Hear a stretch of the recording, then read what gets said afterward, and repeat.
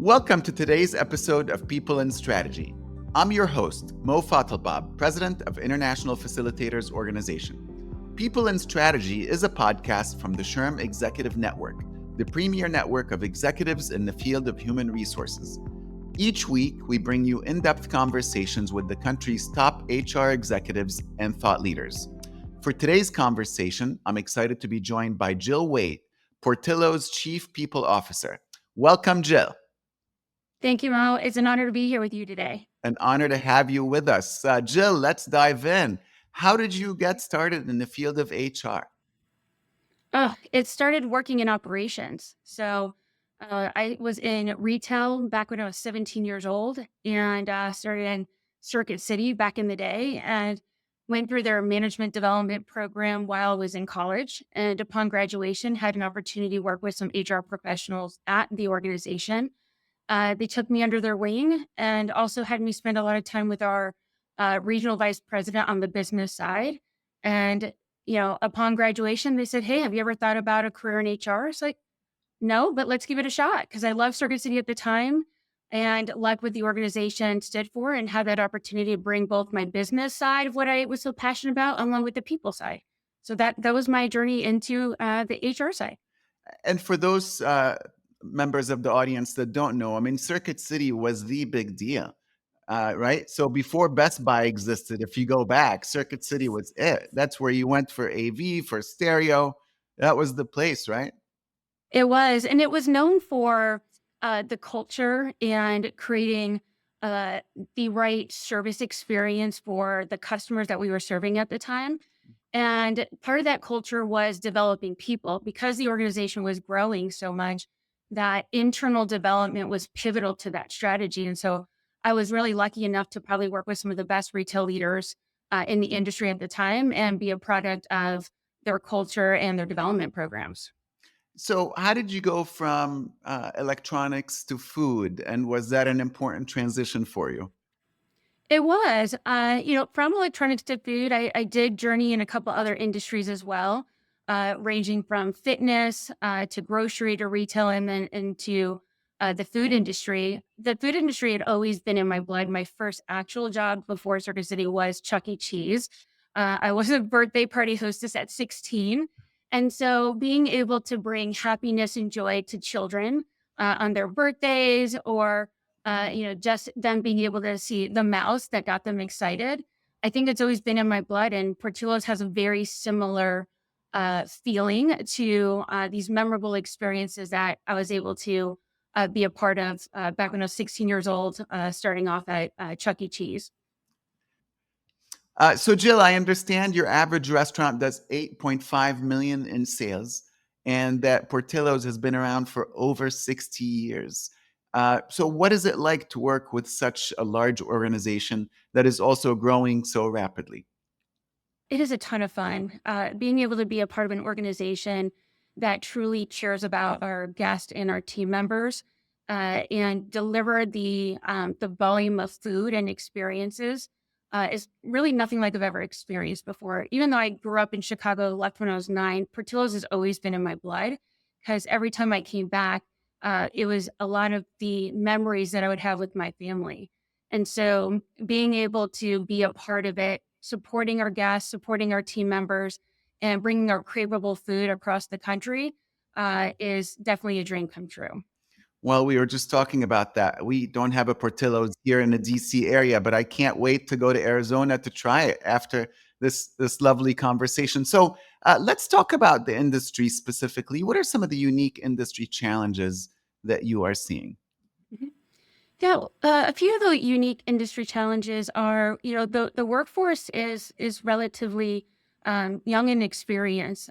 We have many 16 and 17-year-olds who that this is their first job. And so being able to instill and teach them, different job skills, but also life skills that they can use both here at Portillo's and outside of Portillo's is something that's really important. It really helps the industry, but it also supports our organization as we continue to grow and wanting to deliver that great guest experience each and every time. It's an honor to be able to be a part of that. Yeah, and what are some of those life skills that you teach these youngsters?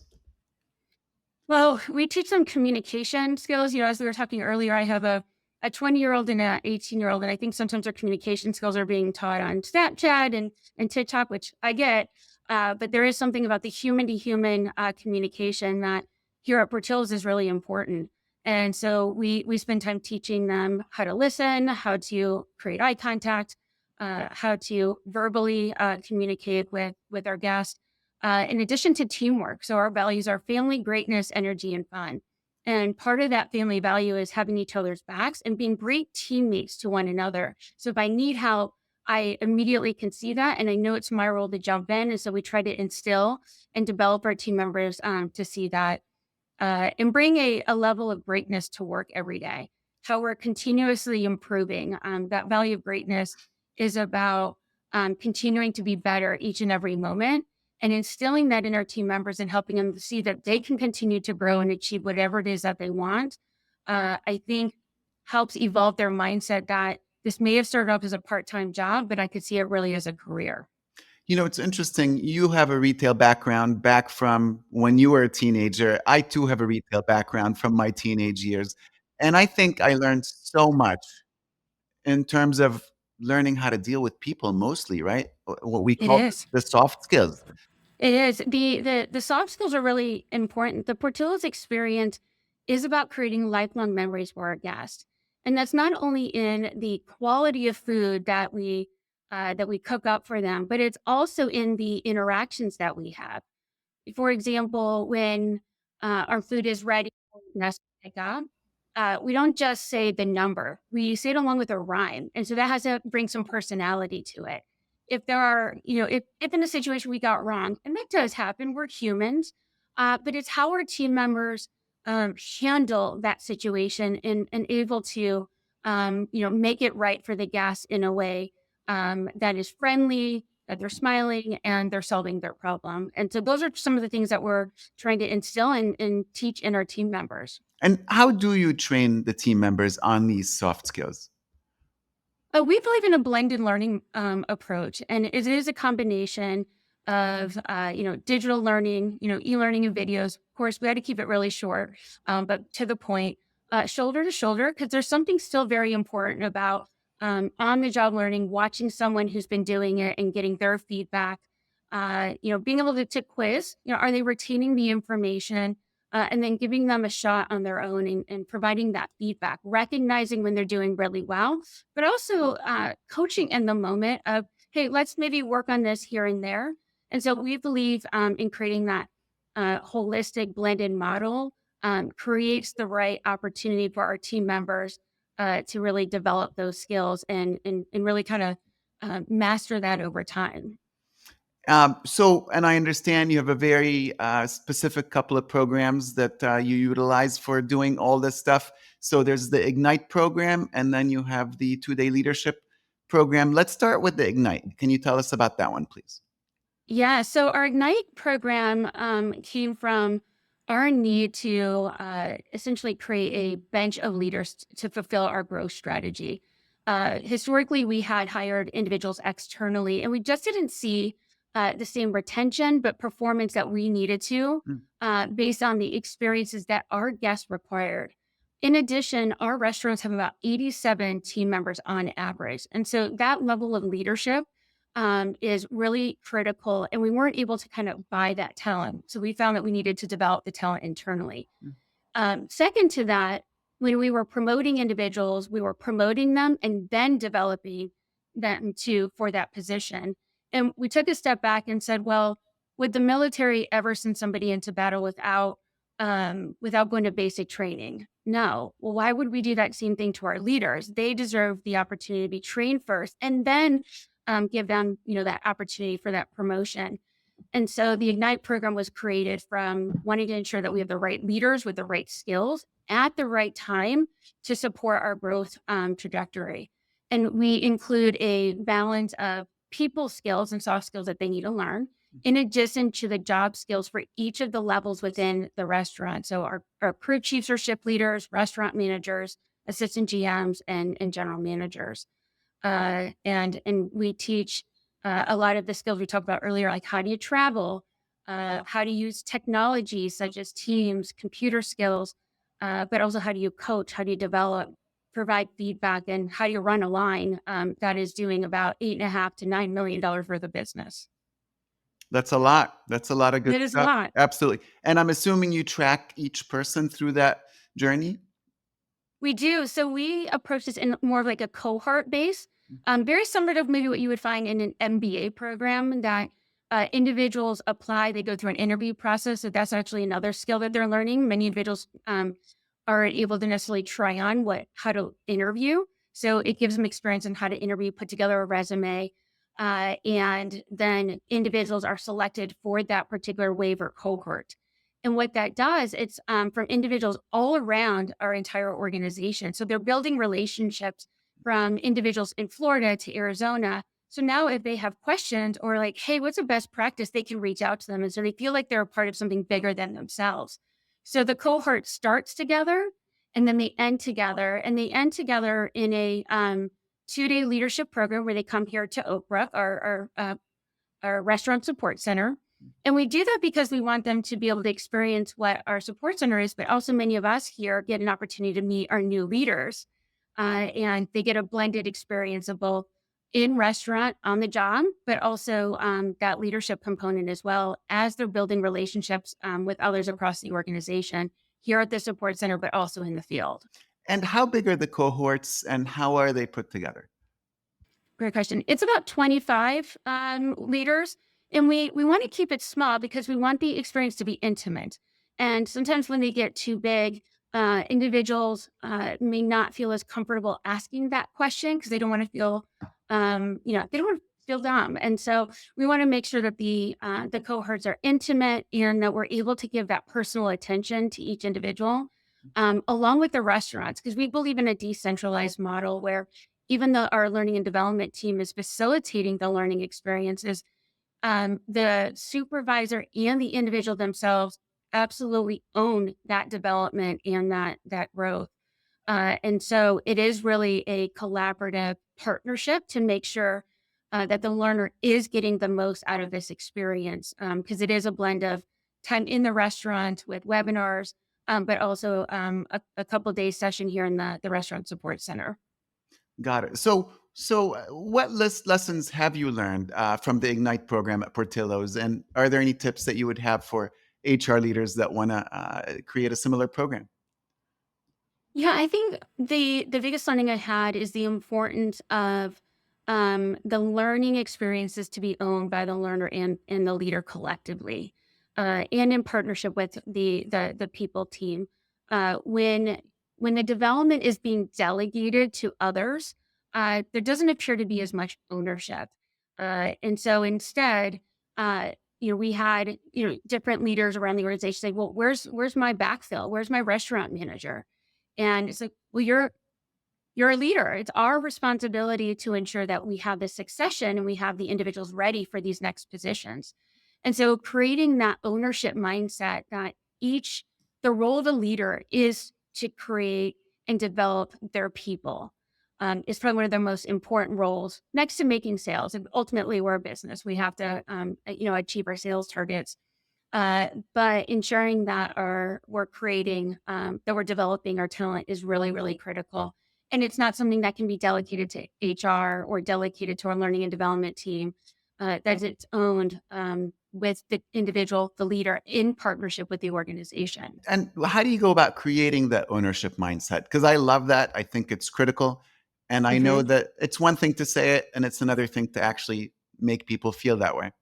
hmm I think it starts at the top. So, our CEO, Michael Samu, he firmly believes in that ownership mindset and continuous learning, creating a learning culture in the organization. And so, each of us, even as an executive team, has individual development plans that we are actively working.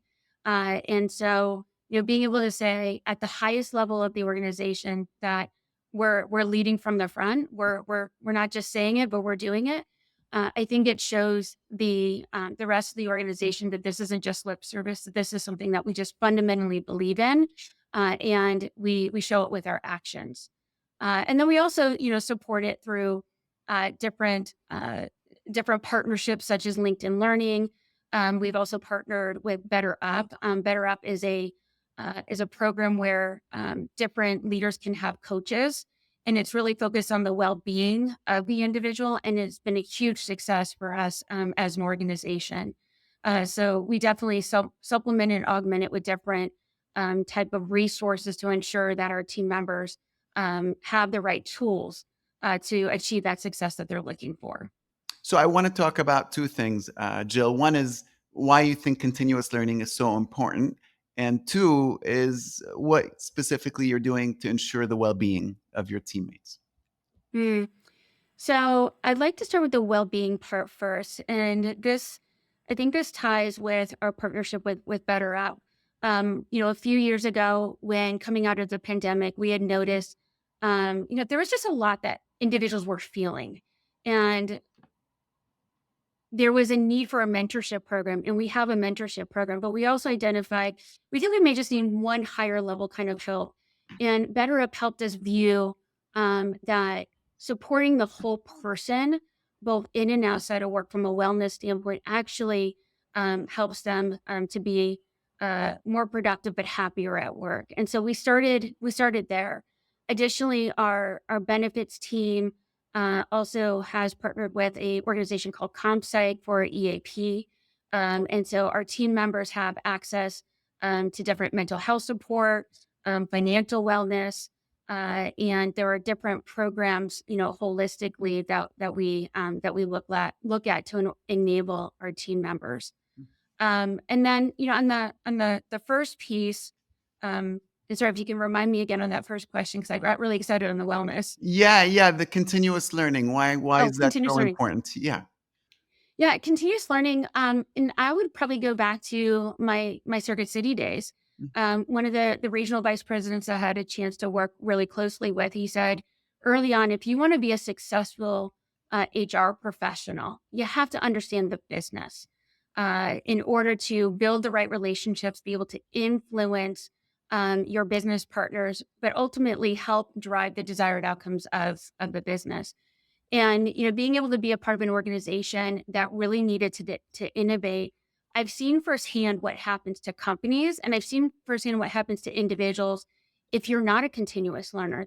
The world is changing very quickly. If you take AI, if we're not uh, trying on new skills or learning new skills, we're going to get passed up not only as a business but also as individuals. So that continuous learning, I think, was instilled very early on based on my own experiences of what happens when you don't, Yeah. continue that growth in yourself. I would imagine it also attracts a certain type of person, and I would imagine that matters to your business. Would you say so? I'm curious your thoughts on that. It does because our business is extremely fast paced. If you can imagine, $8.5 million worth of beef sandwiches, hot dogs, phenomenal chocolate cake, cake shakes, cheese sauce, you name it, coming through our Award-winning chocolate lines. cake, right? You're right, Or award winning chocolate chocolate. cake, yeah. And then you put that in a cake shake, you put that in a shake, and it's even game over. That our business is changing very quickly. And so, our business used to be primarily drive through as well as dine in. But with COVID, it introduced delivery, we have catering, where, we now have kiosks. And so, if we're not evolving as an organization and the talent that comes in isn't evolving, then ultimately the organization will not be able to, essentially either stay up or lead the industry in the way that we need to go. And we just have such adrenaline when we're being able to, to support all of our guests and our team members as we're growing. So, Jill, tell us about the boomerang effect. What is this employee trend that you're seeing? Yeah, so it's probably one of our favorite terms of boomerang is when individuals who start at Portillo's may leave for a period of time and then come back. I think a perfect example is Nick Scarpino. Nick Scarpino is our chief marketing officer, and off-premise leader. His One of his first jobs was Portillo's. He was an outside runner for us, and filled many positions. He left. He went to Google. He filled a variety of other roles in other organizations, and he came back to Portillo's, and now look at him. He's our chief marketing officer, and that happens very often. We have team members that start they may need to go out to college, and then they come right back. And we attribute to the culture and our purpose. Our purpose as a company is we create lifelong memories with our unrivaled food and experiences. It's not transactional, it's very relational. And when our team members join us, they feel like they're a part of something bigger and that they know they're making an impact in their communities. And they're also making an impact for their fellow team members because our purpose is agnostic to team members or guests. It's who we are. Mm. And then our values and our people centric culture is just something that you always want to be a part of. So, we find that those two pieces of our cake, if you will, are reasons why people choose to come back, so often. I think that is incredible. So, what lessons have you learned when it comes to supporting returning employees? Mhm. One, it's okay for a team member to leave and to come back because they're also learning additional skills. So when Nick left, Nick went to Google. He learned all these different experiences at Google and that he's able to bring back here at Portillo's. And that same thing with our hourly team members and leaders. There may be instances where it's time for them to go and gain some additional experiences that maybe right now we can't give to them, but they come back and they may be even more well rounded than when they left. And it's important for us to remember that when they come back, that they don't know everything that uh, they may once had because our business has changed. We introduced a new spice cake this past fall, and a team member who may have left and come back, they don't know about that spice cake. So we're going to have to, teach them and help them understand what our spice cake is. How do you make it? How do you present it to our guests? And so, it's still treating them like, the family member that they've always been, but there's still an element of newness to them. And we can't assume that they know everything because that's just not factual because, businesses are growing and changing so quickly. Yeah. So, another thing I want to talk about is I understand when it comes to retention, you are in the top quartile in the industry. And I'd love to know the secret sauce, so to speak. How do you make that happen? Yeah, so the secret sauce truly does start with our purpose and our values. Our purpose and our values was defined 5.5 years ago, and it wasn't defined by a senior team. It was defined by our team members for our team members. So the words family, greatness, energy, and fun, and the definitions behind them were created by our team members, and so they feel a special connection to them, which is a reason why they want to stay. Additionally, they have shared with us the opportunity to develop and grow. And grow doesn't necessarily just mean promoted. Growing means I'm learning different experiences, such as going and opening a new restaurant and being able to see that and learn new skills. Or here at the support center, as we're adding new functions now, being a new public company, we have team members that are now growing into those positions. Additionally, we've done a lot of work on total rewards. So we look at total rewards as a combination between culture development, but also we want to ensure we have competitive pay and benefits. And we've doubled down in the benefits area around education. I mentioned earlier about EAP, 401k, beef stock, because we are a public organization. And we also give equity to our general managers. We want them to feel a sense of ownership in the business, and so being able to, create this total rewards package along with the culture really creates a stickiness and a reason why people want to stay. But then if they do leave, as we talked earlier about boomerang, there's a reason for them to come back. That it's like a Velcro. You can go, and then we're going to bring you right back. A kind of little bungee cord, because they're just so connected to who we are. So impressive. I'm loving this conversation. So, we also talked about feedback. So, how are you assessing employee feedback? And what's the digital experience look like with implementing Workday HR tech? Yeah, so we have a couple different ways of how we gather team member feedback. So we do have an engagement survey that we do annually. It's called Ever Engaged, and we also action plan against that survey. We're currently focused on recognition and that our team members' opinions matter because they do, and we want to hear directly for them. Our market managers as well as our people team spend time doing roundtables. So we believe getting closest to our team members and the guests and understanding what's working and what's not is most critical to ensuring we're on the right track. And so we definitely use those different mechanisms as well. And as it relates to the digital experience with Workday, we're just kicking that off. We're really excited about how we can simplify the experience for our leaders so they can spend more time on the line, you know, coaching, recognizing, celebrating our successes, but also being with our guests. And so creating a digital experience to where it augments and helps make their job easier, but provides them to access to resources and tools is really important. And there's an expectation in today's workforce as we've been studying the different generations. We talked earlier about my two young boys. They expect organizations to have technology as a part of the workplace, and so we believe by implementing Workday that it will also be another way and part of our secret sauce.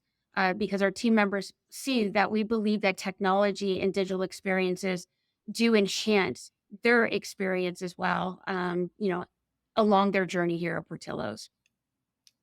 Amazing, amazing, amazing. So inspiring. Last question, Jill. What is one piece of advice that has shaped your work or your life the most? Uh, the one piece of advice that has shaped my life and work the most is what we spoke about earlier on continuous learning, and always working to be a better human and leader, and being open to asking for feedback at any level of the organization. There was many times I've worked with CEOs that they'll come off stage and regardless of role, they'll say, "Hey, can you give me some feedback? What did I do well? What could I improve on?" And I just think there's something about that humility, but openness to hearing where someone can improve, but also what you're doing really well and leveraging their strengths. That I think has been one of those, drivers. I want to be the best version of myself, and I try to instill that in others. That we can all be that best version of ourselves. We just have to be open to it and being able to take that feedback and listen to it, and then leverage our strengths. We're a strength based organization, and so it's not just always about improvement, but how do you leverage what you're really great at and put our team members and ourselves in positions where we're having so much fun at work and we're doing things that we love, along with people we love doing it with. And that's where we'll end it for this episode of People and Strategy. A huge thanks to Jill Waite, Portillo's Chief People Officer. You can follow the People and Strategy podcast wherever you get your podcasts. Also, podcast reviews have a real impact on podcast visibility. So if you enjoyed today's episode, leave a review to help others find the show. Finally, you can find all our episodes on our website at shrm.org/podcasts. Thank you for listening and have a great day.